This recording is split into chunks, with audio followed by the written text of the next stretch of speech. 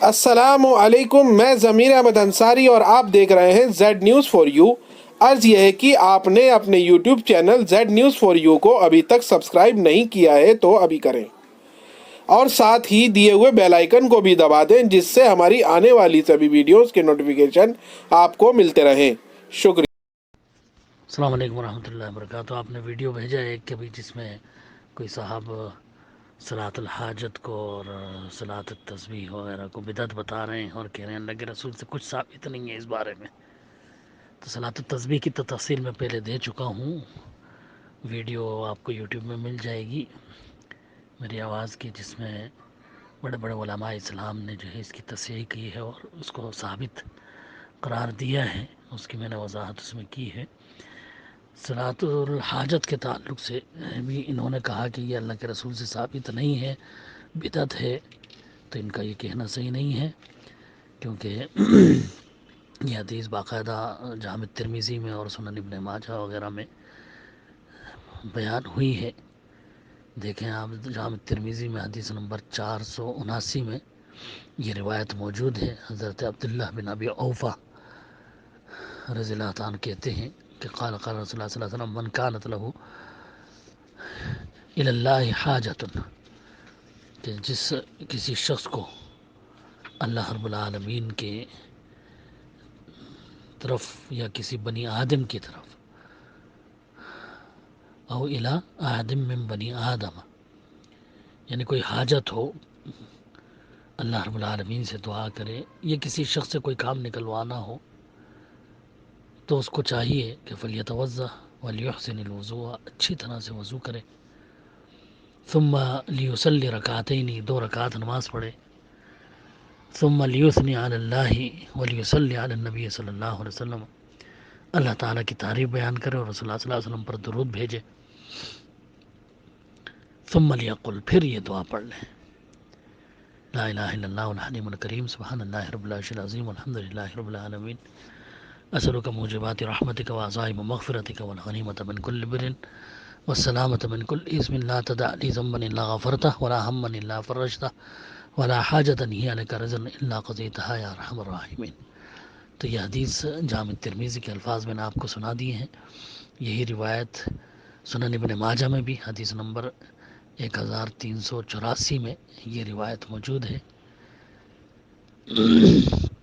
اور جامع ترمذی کا خاص طور سے میں پہلے بھی بتا چکا ہوں کہ امام ترمذی رحمۃ اللہ علیہ اپنی جامع ترمذی میں جو بھی روایتیں لائے ہیں، بھلے اگر سند بھی اس کی ضعیف ہوئی تب بھی جو ہے وہ قابل عمل اس کو انہوں نے گردانا ہے، اور وہ خود لکھتے ہیں کتاب العلل کے اندر کہ اس کتاب کے اندر یعنی جامع ترمذی میں نے جتنی بھی روایتیں لائی ہیں سب پر عمل ہوتا رہا ہے، یعنی صحابہ، تابعین، تبع تابعین وغیرہ ان پر عمل کرتے چلے آ رہے ہیں، جن پر عمل رہا ہے لوگوں کا، انہی روایتوں کو میں نے پیش کیا ہے۔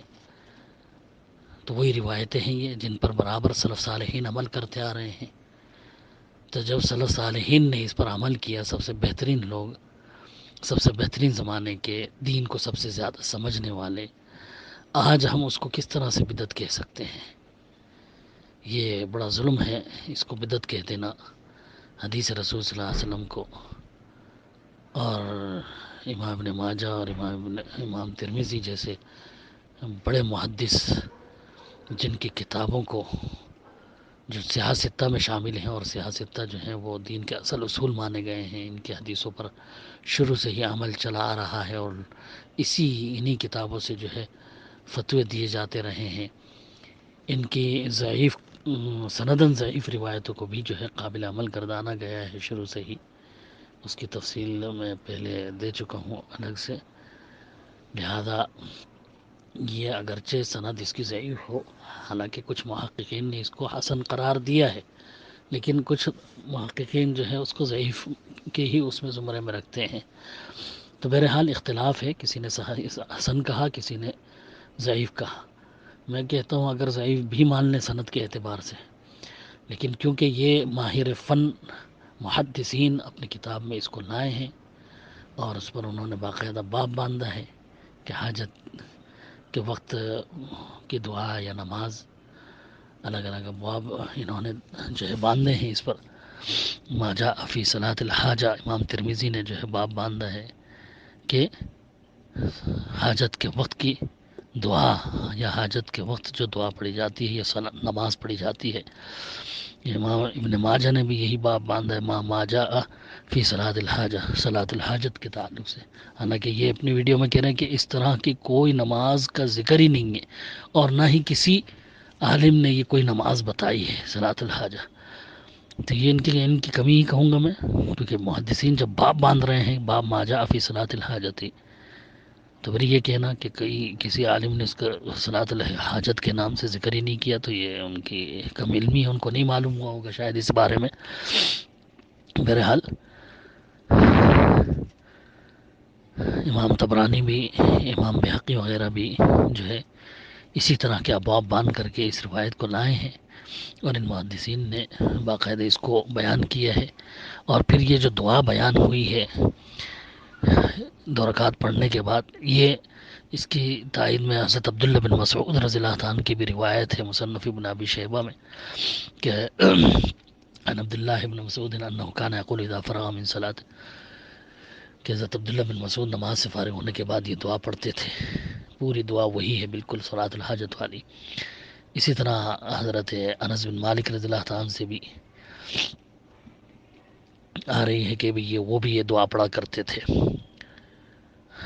امام طبرانی کی دعا ہے،